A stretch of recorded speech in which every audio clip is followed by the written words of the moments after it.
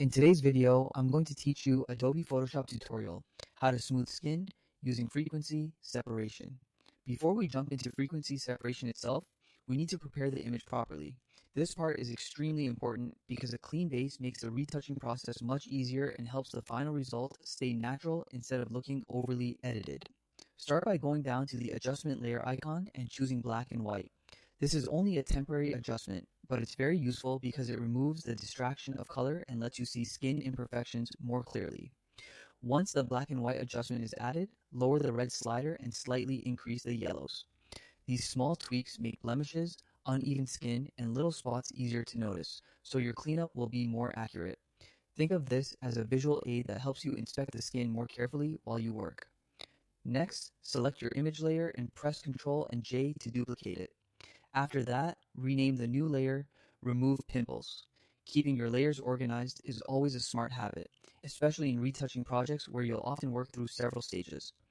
Clear layer names make everything easier to follow and save time later. Now it's time to clean up the skin. Select the Patch tool and in the options bar, make sure Source is selected. Then draw a selection around a pimple, blemish, or any other small skin imperfection. Click and drag that selection to a nearby area of clean skin. Photoshop will use that cleaner texture and tone to blend the problem area. Continue through the face, one blemish at a time.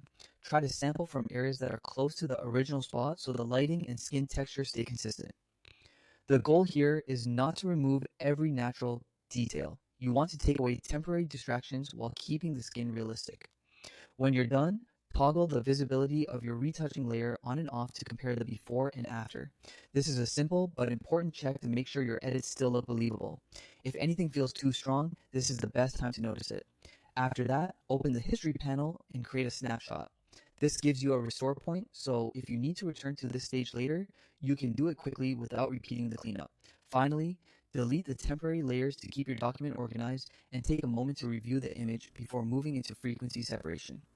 At this stage, you should have a much cleaner foundation for professional skin retouching while still preserving natural texture and detail. And that's it for the preparation stage. Now, your image is ready for the frequency separation process.